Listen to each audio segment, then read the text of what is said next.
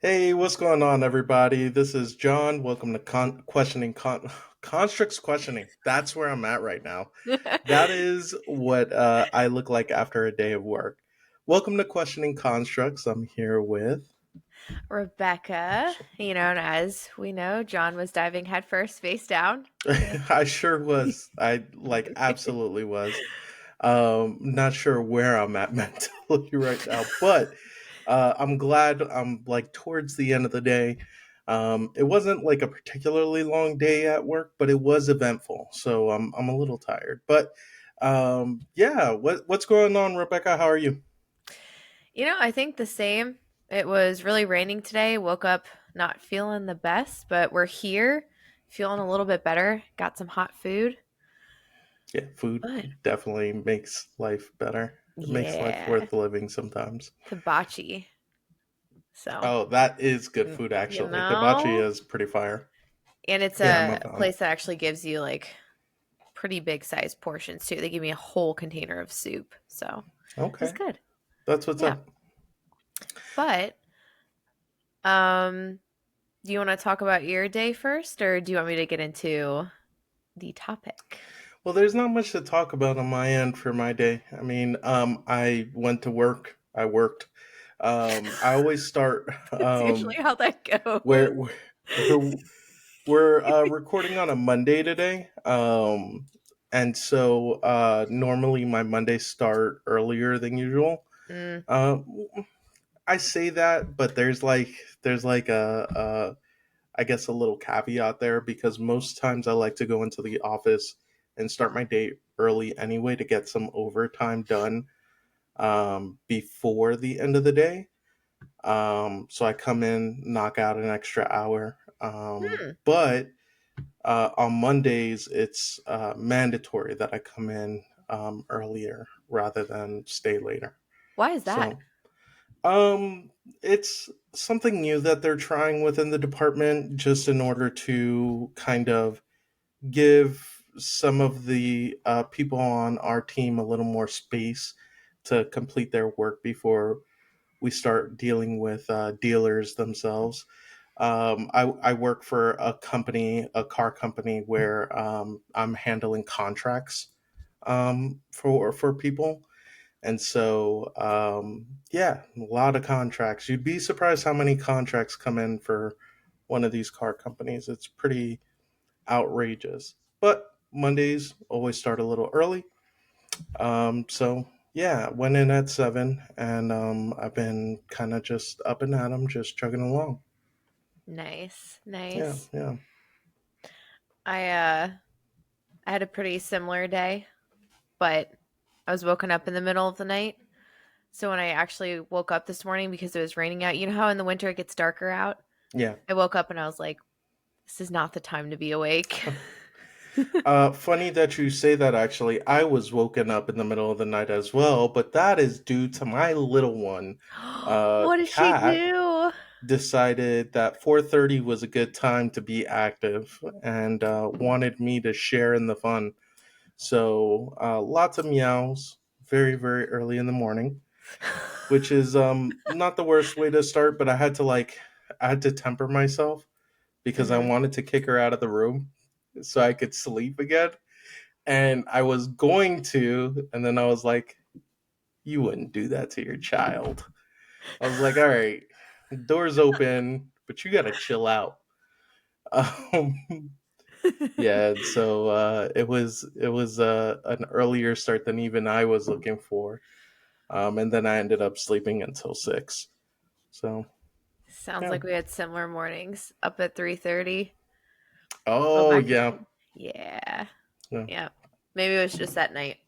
But so have a question for you. Sure. Or I guess maybe I'll give you background first. So as you know, like self-growth and improvement of self is something that, I try and do on a routine basis. But there was something, a thought that came to me. What do you think of the concept of cleaning up your internal environment? So I guess let me give more context to that. So anything that happens outside of ourselves is external, right? But anything that's going on within ourselves is actually internal, whether it's still going on externally or not. Um, and so one of the things that I've found is you have that external event, right, that happens. And then from that external event, we interact, react to it, but then it becomes an internal event. We either ruminate on it, we either are, have a bunch of internal emotions about it. Um, we might store that also in our bodies. And so what do you think of the concept of cleaning up your internal environment? Does that Um, bring up anything for you? it does, but it's I tend to ask questions when it comes to this stuff. Like, are you talking about in a physical way or a mental way?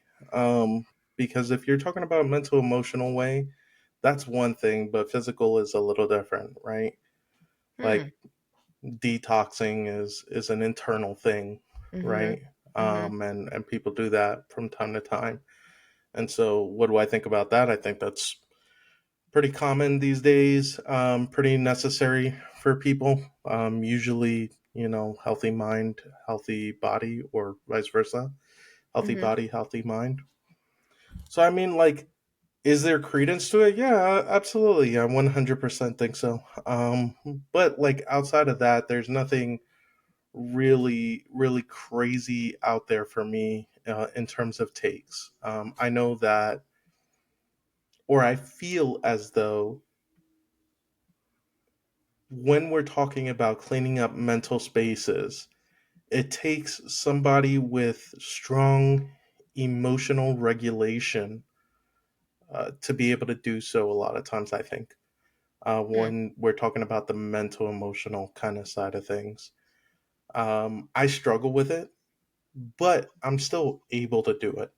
And I can recognize those times when I'm able to do it. A lot of times it ends, and you will attest to this. You've been there for these moments where I decide, okay, enough is enough. I'm done, Mhm. right? Mhm. There have been a lot of bookmarks that you've been on the phone to listen to, or not bookmarks, I thought that was bookends. a good Yeah, I thought that was a Bookends good is the way word. to, yeah, phrase that And one. so there are things that I did, I deal with and like, um, uh, I think struggle with, and I'll struggle for a period of time. But I think when I speak on it and I'm able to parse my thoughts and ideas, I'm able to come closer to resolutions. And as I approach resolutions, I can clear it off of my mental plate. Do you ever get to a point where you do that, or you've done it enough times that you know that you hit a point where it you don't want it to be in your internal environment ever again? Um, I don't know. I feel like when I'm thinking about the concept of wanting something to not be around ever again, a lot of times that comes out of a darker place, like a spiteful place in a Hmm. sense, where it is this idea that this thing has to disappear forever. And I don't know where I stand on that feeling because I think a lot of our major emotional responses to events, the events themselves aren't one thing. It's a culmination of a lot of different things, feelings, and other little events in the background. Mm. So to get to a point where the thought process is I don't ever want that again. I think that comes earlier in processing rather than later. I think that's Mm. something that's stated on the earlier side of things. And then upon deep reflection later, you're able to pinpoint the parts of the scenario that you're mulling over that you would do without, but you wouldn't throw everything into the pool and you know Hmm. for lack of a better term, sacrifice it all. Right, like I can Interesting. think of a couple of relationships very much like that, where it's like in the moment I'm like, man, I never ever want this again. I've said that recently. Shoot, I will still say that about my last relationship 100%.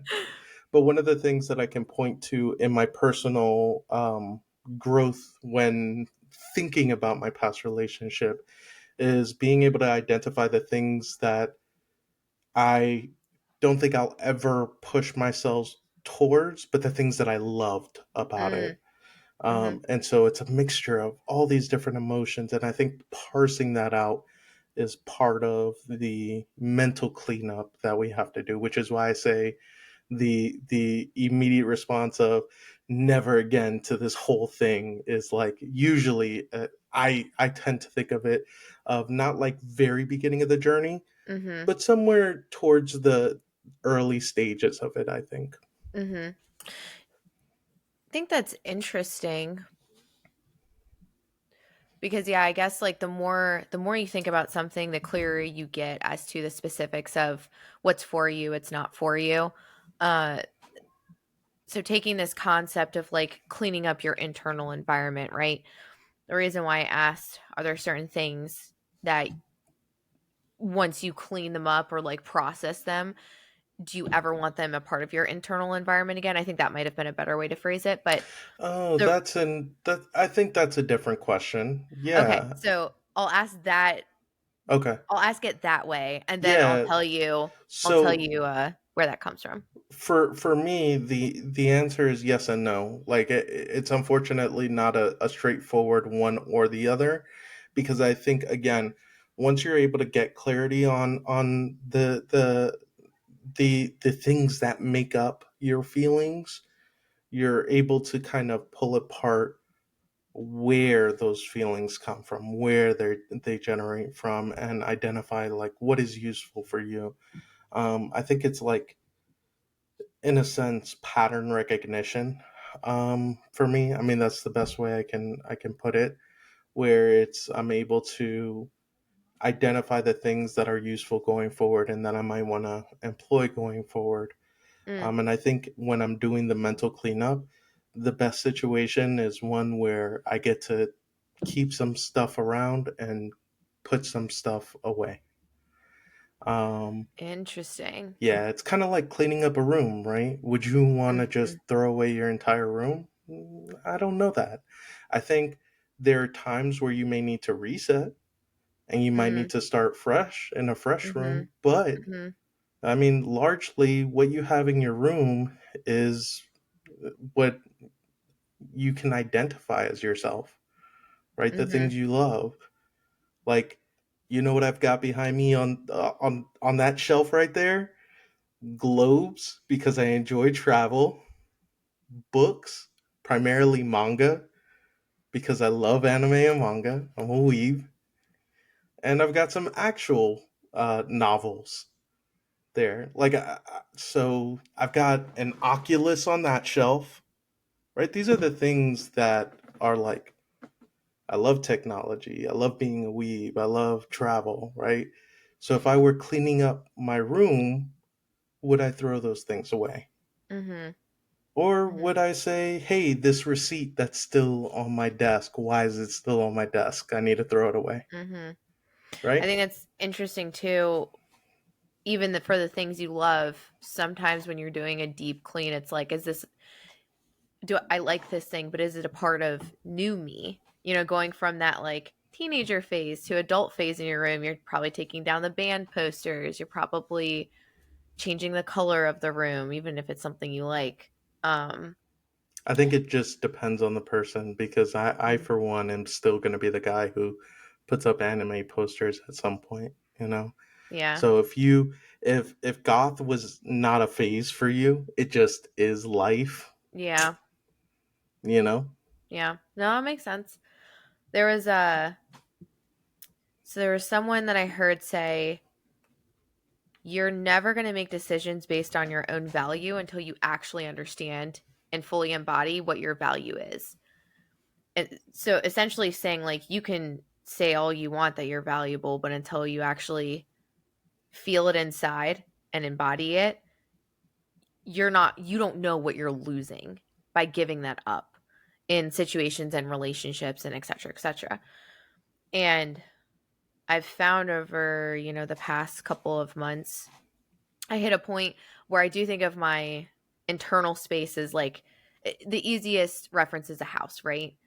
And your house is cluttered and some of the stuff is straight trash that you take out. It's the The receipts other on the table. Right. The other, but there's so like when you first start doing this, there's so much clutter that you don't have a clear picture. But the more you clean your house, the more you're like, I really like this. This is nice. And then the more that I did that, the more I found myself getting super clear and strict on my boundaries, saying like this stuff that I've let into my internal environment will never be a part of my internal environment again. Like it is that valuable to me now that I have a different standard. I'm playing by a different set of rules. And I was just curious if you've ever felt that way where you hit a point where you recognize your own internal self-value so much that you're like there's not even a question of if I would give this away again, if I would clutter my internal environment, um, and specifically what things I engage with too. That, like for example, like you had mentioned when you're cleaning a house, you're putting stuff away, right?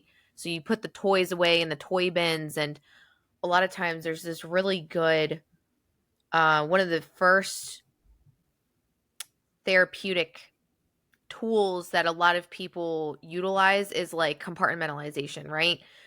So picture a box in your mind if you're too overwhelmed, and then you put whatever you're dealing with in that box. And like you have to be careful with that because if you do that too much or if the box is too tight, you suppress. But in the moment, it's good to give yourself a little bit of relief. Now, here's where I think we go wrong with that. And we have the boxes in our mind. Well, guess what? A box of clutter is still inside you is going to be a box of clutter inside you. So something that my uncle, probably for a lot of his life deployed as a technique is the boxes aren't in you; they're out of you. So anytime that you want to interact with that box, you literally have to, you know, picture yourself physically going and opening up an external box. So it's not even being held within you, which I thought was really interesting. And I was talking to my aunt about that as well. And I've started practicing this where I'm like, you know what? Like, this internally is not making me feel good at all. Thinking about it or feeling it, or not necessarily feeling it, but just that cycle we get into, right? Where like we think that the thing's still outside of us because we're thinking about an external event, but really if you're going through the thought cycle, it's actually just something internal with yourself. And so all of that stuff I've really cut back with. And if I can't fully do that, I say, you know what? This started as an external situation, into the external box it goes. And if I want to pick it up at a later date, I will. But so far, I haven't really gone back to any of those boxes versus they're in your mind, easy access. I think you'll have to keep us updated on that one. That for me, I feel like the concept is a little not necessarily out there, right? Mm, Do I comprehend the idea of boxes with it compartmentalizing? Do I hmm understand the idea of compartmentalizing? Yes. Do I understand the idea that um, over the course of a day we run into more situations than we realize where we have reactions that we can identify some piece of information about ourselves on? Yeah, absolutely. I agree with that. I think I'm not at a place. And Mm, I have to wonder how many people are in terms of like the broader population of the United States, right? Just as a specific area. How many people are mindful enough to consider this? Like, right. I just like, for me personally, I'd like to think of myself as not to like sit up on a high horse or anything like that, but I'd say I'm relatively mindful. I like to engage in thought exercises. I like to think about my broader situation, or the situation of society, right? I like to play with philosophy and play with, these thoughts that don't necessarily have immediate um, repercussions to my life. Um, and I'm not capable of what you're describing. Like 100%, I could tell you, capable if I was focused on it, right? Sure, Mm, absolutely. If that was my day in and day out, I'm going to do this thing and I'm going to learn this practice, then I think absolutely. But then you add in little things like, I don't have a very active life right now. I've just restarted in Georgia. I don't have a broad social network. My familial relations are shaky at best. So I don't have cause to leave my house very often outside of going to work and getting necessities, or doing chores. And I think about my lifestyle, and I think about working, um, 10 hours a day, coming home, cooking, maybe doing a podcast, playing with Cat, doing something to wind down, and it feels hard to identify the space where I would want to practice that, right? mm, Maybe if I had like a dedicated scheduled time every day, where I decided to take 10 minutes a day to work on it, and then start compartmentalizing my day like that, then sure. But I wonder how many people have the self control, to really, really do that on, a regular basis, where they are able to develop that practice. hmm. I think yeah, that one. I mean, for the box portion of that, it's not something that I routinely do, right? It's just like in the moment, if I feel and see and experience my own cycles coming up, because for me, it's really when my inner voice starts to become really harsh or like really dialed into something where I'm like, oh yeah, okay, this is we've gone past like this is like I'm just thinking about this to like now we're in that negative cycle of obsessing in some capacity, right? So for me, that's really the one time where I'm practicing using the box method. But you do have a point where how I got here, I've literally been grabbing any and all tools and like continuing to build on them. And I just hit a point. Because I've thought about my internal environment as a house before. I'm a very visual person, right? And over the years, I've thought about it, and it was always like there wasn't the vision that I would get is there's not really anything in it. It's dark. It's spacious, but there's not really anything there. And looking back, because I think I was more in a free state, that makes total sense. But I didn't really get to the point where I'm at today where it actually feels like there's things in my internal environment that are worth protecting. And now I'm like, I don't ever want to give like pieces of myself or give that value. Like, I want to resonate and find people who are at that same level. And if we're at that same level, neither of us are actually giving from internal. It's more of like, it's a meeting of the middle. Um, so it's really interesting.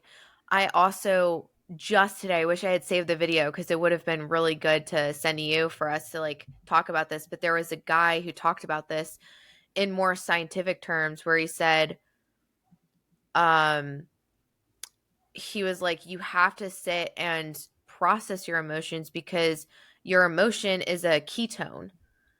And if you stop a ketone, um, and apologies, I don't know the full like physical definition or like body definition of a ketone, but he was like, if you stop a ketone while it's in process, it actually gets stored in the tissue instead, which scientifically we already know.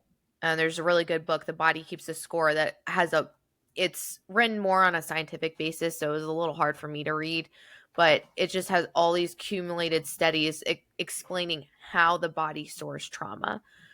So if you don't have any prior experience with that, that's a really good book to read. It's going to be more of a dry read, but it does have good information. But I thought I had never heard someone phrase it like that, because the guy who was speaking, I don't know who he was, but he looked more of like bodybuilder, you know, that sort of realm. So it was really interesting to think of it in that way, how an emotion could be expressed more physically in the body, because we always think of emotions as more mental in nature, I think, but it's physical sensations in the body brought about by chemical reactions. So, I mean, yeah, I definitely agree on the larger, broader point of the idea of being able to emotionally regulate. I think that's super important. I mhm, think even before that, I think the thing that people would most identify with is learning how to set flags, which is ooh, you're able to get to the point that you're able to speak on this. It mhm, was just, even like, I'm not, I don't know how much of it you're aware of as you're speaking on it, but the integral part that led you to be able to visualize these boxes was, as you said, mhm, setting a flag. And then when these things happened, mhm, it was a key moment for you to stop and examine. And I mhm, think that, on a broader spectrum, is very much something that people can do today. yeah, Today, you can start thinking about the flags you want to set within yourself in order to start creating the thought process of how do I process my feelings. mhm, I think this is still something that I struggle with, and it's something that I am consistently working on. And I mhm, can tell you, over the course of my lifetime, I've seen changes in how I deal with people and how I choose to interact with people. Um, but even then, like, when you get to harder stuff, like, I struggle with my family a lot. Like, I really, really struggle with my family. And so I'll set flags for myself for moments to put a pause, take a mhm, breath, walk away. And I've gotten really good at putting a pause, taking a breath, reconsidering. And a lot of times, one of the things in heated conversations and debates that might come up, I often will tell myself, maybe you're being a little defensive. Is there something that you can take from this?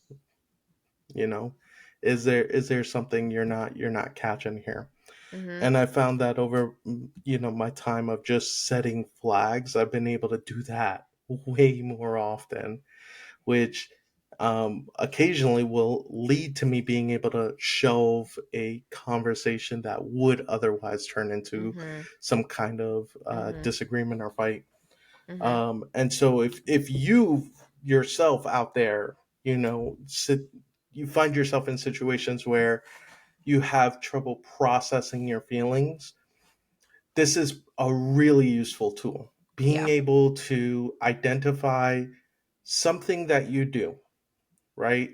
Some thought that crosses your mind. The thought could be, uh, F this guy, right? mhm, The thought could be, I'm really, really angry, mhm, right? Some people just think that.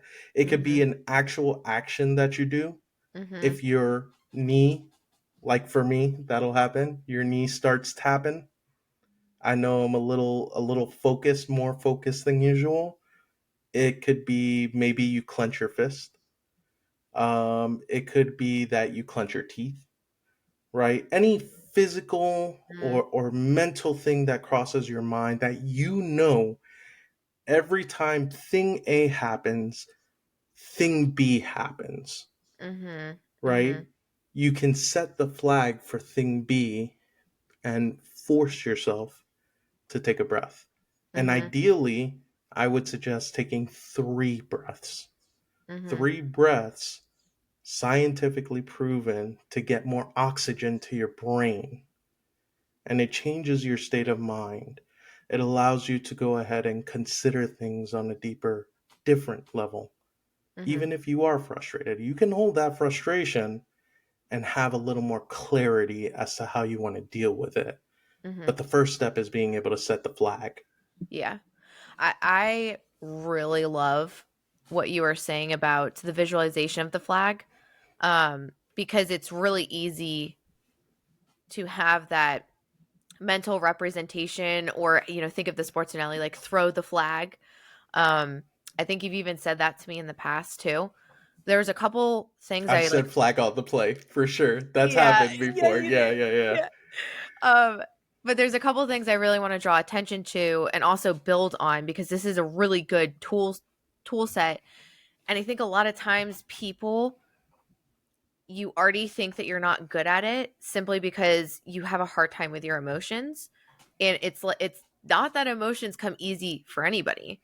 Um and the more you're able to give yourself grace and just be the observer, the easier you're going to have, the quicker you're going to move, and the more you're going to understand about yourself. So like going with the flag, I like that you called out, start setting the flag so you can see patterns. I'd even take that a step further and say, like, because John and I have talked a lot about our families, and there's certain individuals within my family that not as much anymore because they've also grown as people. But in the past, I had to set very strict internal boundaries with myself, because anytime I would interact with them, my internal environment was not set up to handle both. Like I couldn't handle my emotions, but I also then couldn't handle the external situation on top of it, which would then spiral, internally. So one thing that I found that was incredibly useful, not just setting the flag, but even set the flag even earlier. So if you know that there's someone in your life that you get triggered by, doesn't matter when, every single conversation, I started setting my flag the moment I felt myself emotionally attached to any way in the conversation. Didn't matter. Positive, negative, curious, like whatever it was, I was like, that next step, because I couldn't tell with consistency what the point was where I started losing internal control. I just made a hard and fast rule of like, okay, there's a pattern here. I That affects me too much where sometimes I might be able to handle my internal environment and sometimes I won't. But like that was not enough for me to be able to do that across the board. So I just made a hard and fast rule of like, the moment I notice myself getting attached to the situation, I have to shift. I either have to remove myself, change the topic, go and take a breather. Hey, I'm just going to run to the bathroom, or hey, I'm going to step outside. I have a call. Like whatever you need to do. That saved me from a lot of very similar conversations, and then I didn't have to sit in that moment and go feel like I was failing because I was so emotionally like at that point it was probably too late because I was getting emotionally overwhelmed. So that's one thing I would say, how flags are also useful. Um and then there was something else I wanted to build on too. Uh so basically what John was saying as well, like it, the best thing you can do for yourself is to stop telling yourself you're bad at this, because this is not a skill set that many of us were privileged to learn. And even if you had to step up in this, you didn't learn everything. Everyone's always learning about their internal environment and themselves and how to regulate emotions. One thing that I found that was really helpful for me when I started deploying this was don't try to push anything. So a lot of times I would recognize a pattern and then I'd go, okay, this is clearly what I have to change. And then I would start trying to dig into it and figure out why and like, what do I do now? And like, how can I do things differently? And I was not at a state, I didn't realize this until a lot later, but I was not at a state of trust with my body where it wanted to give me that information easily. And so, what I found that's also really helpful, if you notice a pattern with the flags, if you are able to understand your next step, if you are even just getting thoughts about yourself and you're like, cool, this is a clue. Instead of trying to go into all of that, just say, awesome, thank you. And basically pretend it didn't happen. Like, don't try and go in deeper with it. The more information will come to you quicker, the sooner that you just kind of leave it alone. Like, I had a thought today that I've just learned, like, even if I could go deeper into that next thought level, I just go, wow, okay, thanks for showing me this. And I'm just going to let this sit. And then new thoughts are going to pop up, and I'm just going to easily piece this together versus in the past I would have sat and thought on it for like 2 hours, and the next thing you know, like you're just beating yourself up for something that you don't have all the information on. So there are a couple of things there, and one, not necessarily clarification, but like more information that I kind of want to hear on your thoughts on. But let me approach this from, and this will probably be the last I'm talking at you audience kind of thing that I do here today, because I know most of this has been talking at you. Um, the last real bit that I'll throw out there is, first of all, you give yourself credit. You were the one who said you need to give yourself grace. So that there's a lot of truth to that. When I hear these things, I often want to throw all of my analogies and metaphors at people. My favorite analogy ever. This is the one that I want on my tombstone.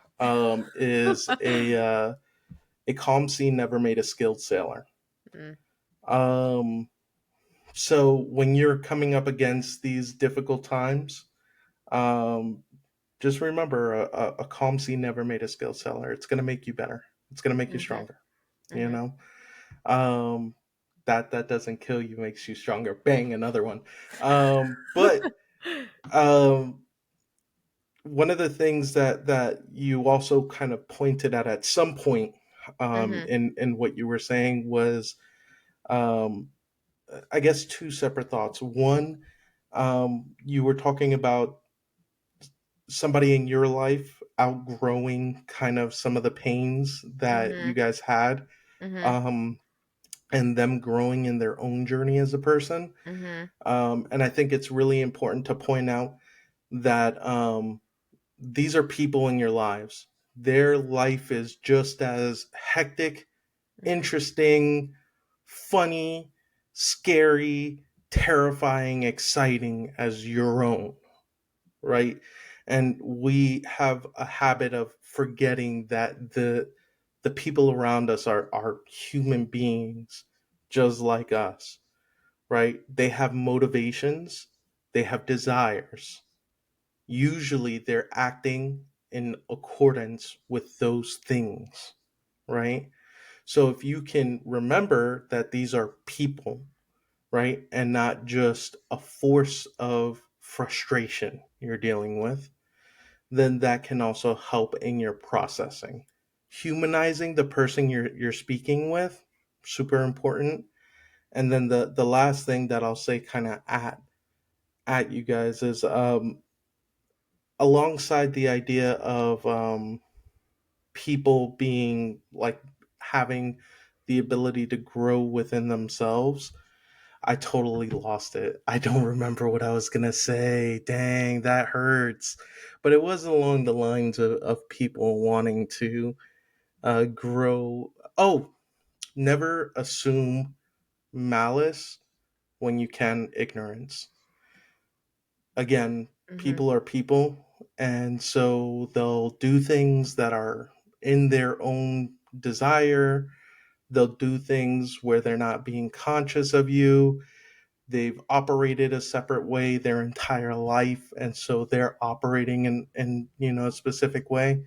Um, and it's not always an attack on you.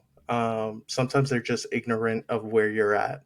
Mm-hmm. Not to say give everybody a free pass. 100% not what I'm saying, right? If somebody's acting up, sometimes you got to check them. But that said, when we're talking about like maybe workplace interactions, or Mm-hmm. when we're talking about like group project, social interactions, Mm-hmm. right? You're taking a video outside, you're doing a TikTok dance, and somebody walks in front of the camera. Never assume malice where ignorance could really justify what's happening. Mm-hmm. So I really like that you brought that up, because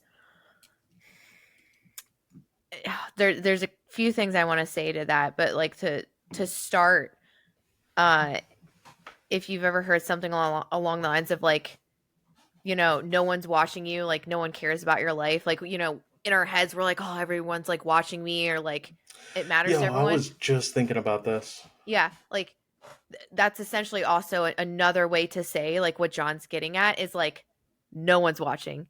No one actually cares about your life. And here, like, and I'll expand on that right now. Like, going back to John's point about how everyone's human and they have their own worries, their own stresses, and like don't assume malice. They also have their own hurts, and they are playing out their hurts. But that does not mean that you need to take those hurts, and that does not mean that you shouldn't protect yourself from those hurts. But let me give you kind of like a life example that like perfectly kind of articulates what John's saying. There's a family member that has been in the picture for a really long time. John's also met this person. We've had conversations about this person, and he mentioned to me one time, he's like, the way that this person speaks to you is like not okay. And like it's super disrespectful. And while I kind of recognize the level of disrespect, I don't think I fully was like taking it in, because I've had a lot of disrespect in my life. Um, but you know what really helped me and like completely changed? This is one of my favorite exercises, and I tell everyone this exercise. I haven't talked about this in a while. I call it the mirror exercise.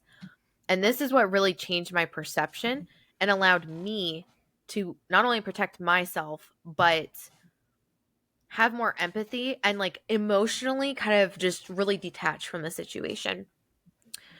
So the mirror exercise is, pick any situation that you've been in with someone who is either actively hurting you or has hurt you in the past. And what you're going to do is you're going to visualize that scene, right? Like we've all replayed it in our minds.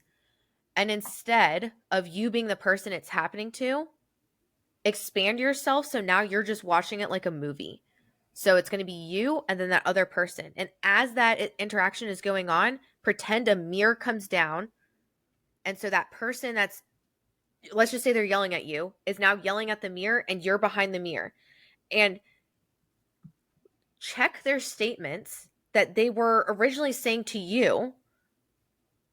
If you have this mirror and you weren't in the situation at all, and they were saying it directly to themselves, does it still check out? Because 10 times out of 10, what they are actually saying to you is really what they're saying to themselves, and they're unloved, unhealed, unwounded, not okay parts of themselves.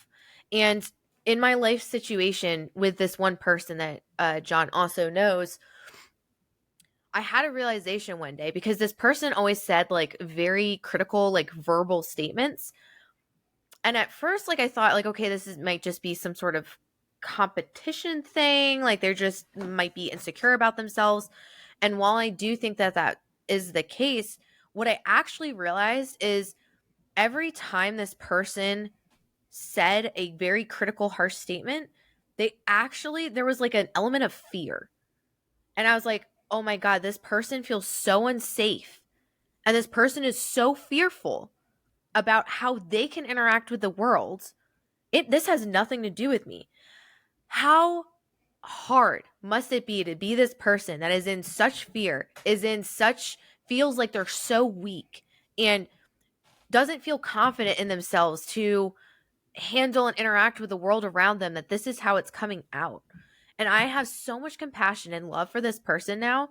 And because I recognize that of like what they were actually saying within their words that had nothing to do with me, it like doesn't even phase me now. And because it doesn't phase me, what I also saw happen over time is this person just stopped doing it because it wasn't a reflection of themselves anymore. So, really good tool if you're in some of those situations like John was calling out where you're finding it like you're really, really hurt. It's a good tool and tactic to use to understand how that other person is hurting and then how you need to protect yourself, whether that's getting out of the situation, establishing your own boundaries, taking that information and detaching from the situation. It gives you a lot of emotional leverage to then make your own choices instead of being so emotionally attached to what's going on and within the hurt.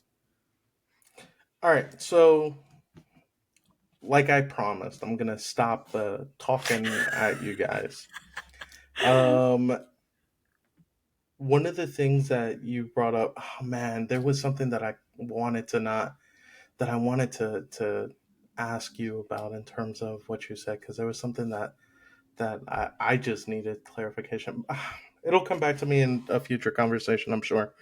Um, I'm going to move on to something that's still within the bounds of the conversation, but a little different. This is going to be somewhat of a morbid, maybe not morbid, but it's definitely gallows humor. So I was thinking about like the concept of everybody is kind of like their own main character. Even if you feel like you're a side character in somebody else's story, which I struggle with, holy crap, did I spend a lot of my life feeling like I was just a side character in everybody else's story. You're a main character in your own story. Mm-hmm. But one of the things that I was thinking about was, it's a good analogy, but how often do we actually analyze the analogies we're using?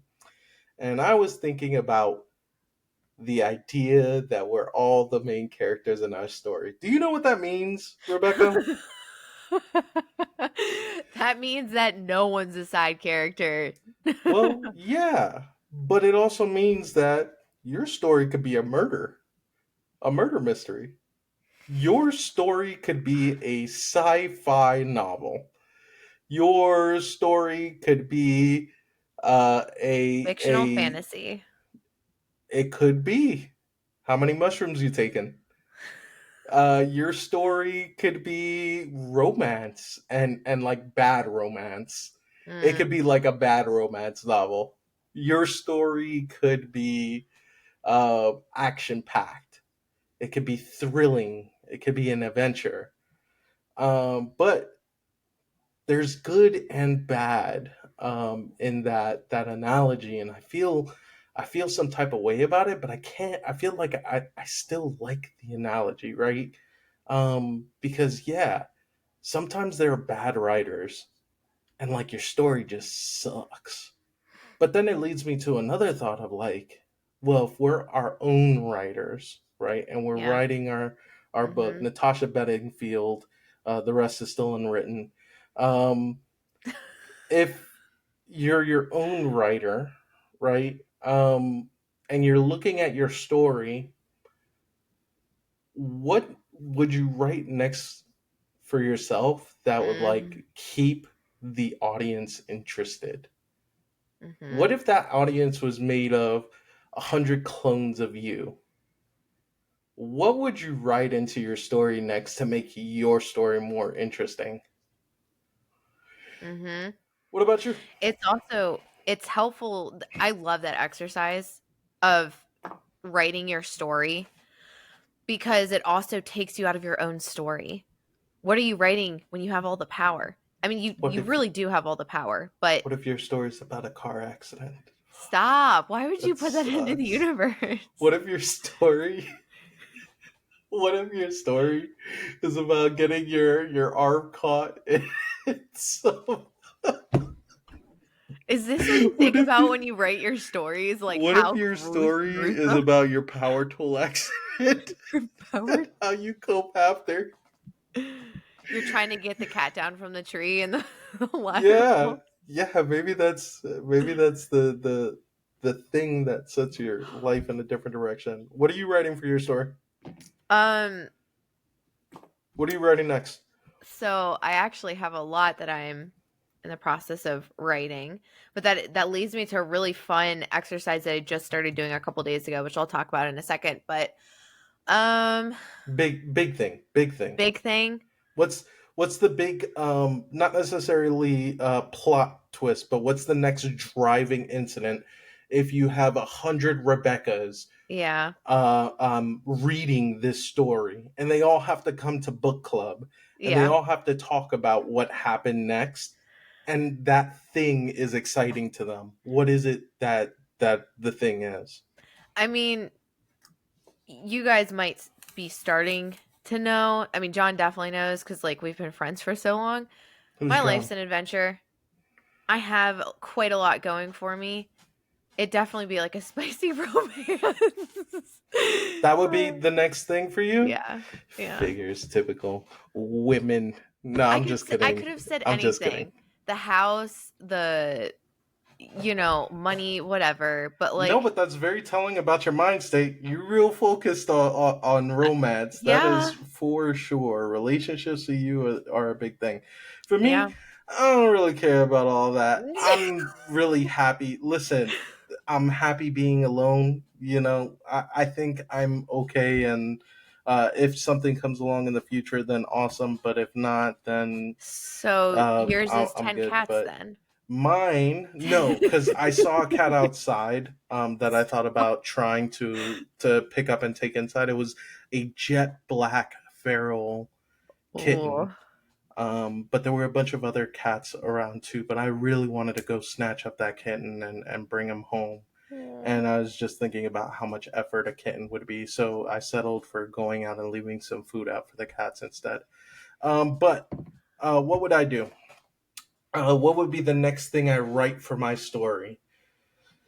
If I wanted to like keep the readers on edge, man, I just got this apartment pretty recently. I know where you're going, I Um, think. I don't know where I'm going, so Oh, really? I listen thought you were up. gonna go with like setting up your gothic kingdom. No, I've moved away from that. I don't think Oh. it's practical anymore. And I think we had a conversation early on where I realized I'm more function over form. Mm, So as soon as I realized how impractical it was going to be, especially you know with my little one and the style of the apartment and the amount of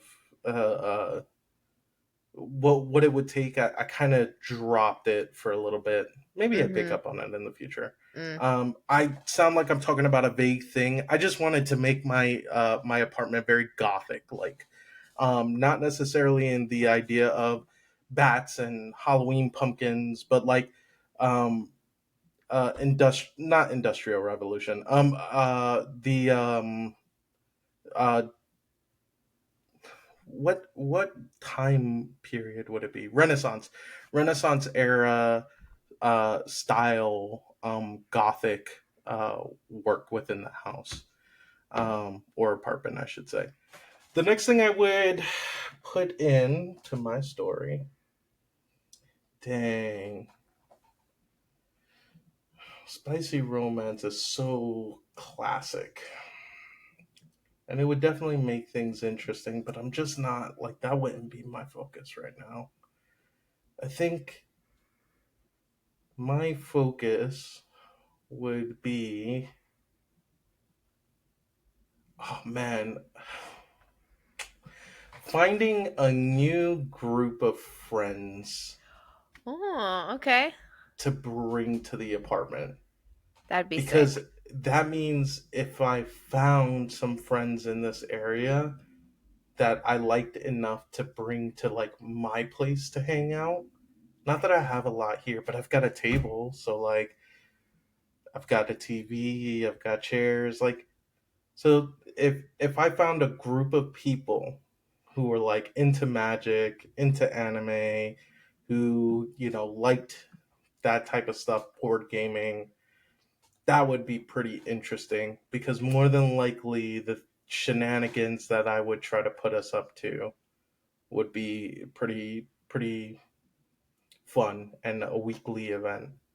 And it doesn't take me like too far out of the realm to take care of Kat too. Because I was thinking an impromptu trip to Puerto Rico, but the problem Oh, with that is I just want to make sure that I'm taking care of Kat. So I don't know that I'm necessarily ready for any kind of impromptu trip. If that was the next thing I write, I'd be very, very interested to see how I would handle Kat. don't forget But Japan yeah, next year. that is coming up, but that's next year. And while we are getting close to the end of the year, it's still only September. Thank God. No. Yeah. um, Speaking of like writing stories and stuff, there's there is someone that I tell you, I pick up any and all tools that I'm like, this sounds like it's going to be useful. Let me try it out. Um, there's this lady named Lisa that she's some sort of coach, and she has this process she goes through with her clients. So she says, I have my clients take like 16 sheets of notebook paper, and the exercise is uh tell me the lies. And so what you're going to do is like you pick like an area of your life, like let's just say like money and like finances, right? So that's a category, money and finances. And then you verbally say to yourself, I want myself to show me the lies that I'm telling myself around money and finances. And so on this sheet of paper, all you're going to do first exercise is start numbering, right? Like leave like three blank spaces in between, but like one, like money doesn't come easy. Two, like, and so she also said that, well, a lot of people when they do this, they're like, well, how do I know what's a truth and what's actually a lie? And she's like, you've already asked yourself to tell you the lies. Doesn't matter how true it sounds, whatever comes to your mind in terms of thoughts is a lie. And so you're writing them down, right? And so I did this exercise and I stopped at 50. And it sounds like a lot, but the amount of like thoughts you have in your head, even in like a 30-second span, is quite extensive.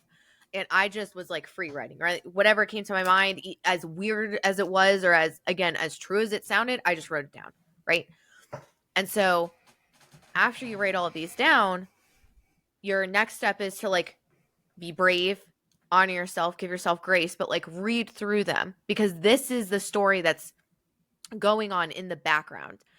And I swear, John, like I took what I wrote down and I read it to my aunt and she goes, "It sounds like you're talking about a relationship, not about money." And I was like, "Yeah, that's what I thought was weird." But also, when you think about it, everything you have externally is actually your relationship with yourself. But even if it wasn't, you're still in relationship to something. So it would make sense that all the thoughts are relationship. But the wildest thing I found in doing this is there was a cycle, a literal pattern that I could see repeat every like 5 to 6 lines of thought. I reach, something happens externally, uh this thing leaves, self detriment, start the cycle over again. And the longer it goes, the more desperate it gets because the same thing is going, right? So after you like witness yourself and hold yourself in this and give yourself grace and honor, Witness me. witness me. But after you do this, then you take a different color pen or whatever, and you'll like this next part, and you write down the actual truth. So a lot of times that could be as easy as just flipping the statement, like money doesn't come easily. Okay. Money comes easily, or whatever feels more authentic to you. And so once you write down all of the truth statements, what you're going to do is you're going to read through the set. Money doesn't come easy. Money comes easy. And here's the part I think you're going to like because it's scientifically based. So it uses how your brain cognitively forms new neurons and actually repatterns itself. And so she then says for the next 2 to 4 days, you're going to read the set. So you're going to read every single lie and truth, lie and truth. And I think she said like at least twice a day, right? But the theory behind this, and this is actually like scientifically proven, is your brain, when it comes up with that lie, whether you're consciously aware of it or not, now that it has a truth, will then say, oh wait, but wait a minute, I have two options now here. So it's not like you're gonna believe it necessarily to start, but it's gonna start giving it another option. And then she said after those 2 to 4 days of doing that, then you're gonna take the next 4 days, and she said erase the lie and just read the truths. And then that's what just then solidifies the new thought and the new program. Bruh, I don't know where you get the time to try all of these. I I want to play Monster Hunter at the end of my day. Here's the thing. Here's the thing. Here's the thing. I don't. I One day we're gonna have to dive into it because I don't understand how you have the emotional wherewithal to push yourself to do these different things so consistently, especially because like this stuff is heavy lifting. It's Yeah. very. We're not talking about easy subjects. Although sometimes I feel some type of way because a lot of the advice is very commonplace. Mm, And so sometimes I feel some type of way about what I'm saying specifically mm, because oh yeah, setting red flags. Who hasn't heard that by the time they're 30 something?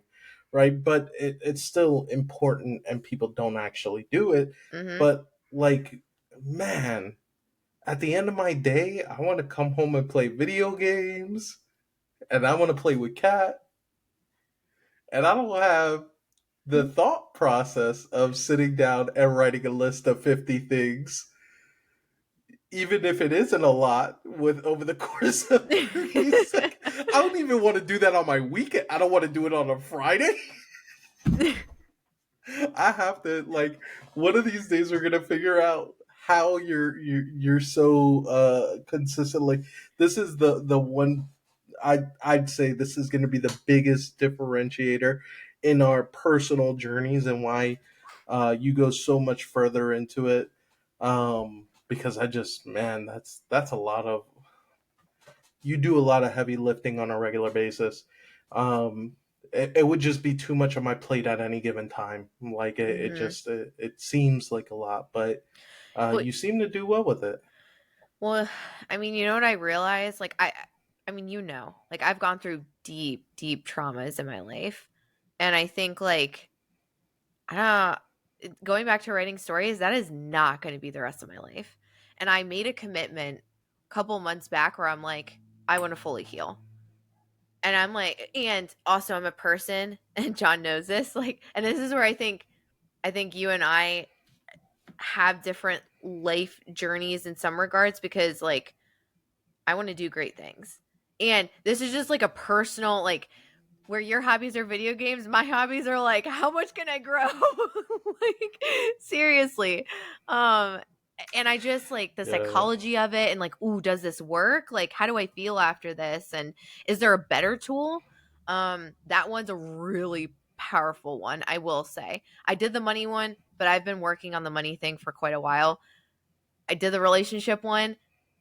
That one was heavy. I read that one to my aunt and she goes, "Whoa, that's Listen, that's far be really it from intense." me to yuck somebody's yum because yeah, that I definitely feel like I'm in a mental space where I feel like I'm gonna do great things as well. But um man, there are things that I want to do to I don't know. This doesn't sound relaxing to me. Like when do you relax? What do you do for relaxing? Because whenever we have these, if somebody were to play these podcasts back to back to back, right, and watch every video, their assumption would be that what you do for your time off is a mental journey through your trauma.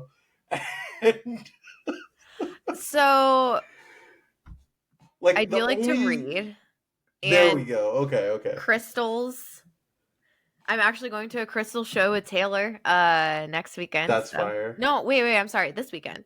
Yo, what's up with that shop? I know. When am I copping rocks from you? That sounds Soon. funny. Soon, yeah. I should have it. I have a lot of the pictures. I think what I'm going to do is I'm going to start putting them up on the website. My website's up. Need to redo the coaching page. Mm, But here's the thing, like I really enjoy this stuff, and the caveat note to this is my passion is helping people with this stuff. So for me, it sometimes is like fun because I get to discover things about myself, but I've done so much for myself that I've turned such a corner, and now I'm like it's so different. And now I'm just able to do things quicker and process through quicker, and it's not the thing I learned with somatic therapy too. And the reason why I harp on that, or like I push that more than traditional therapy, is because you do not have to relive the situation with somatic therapy.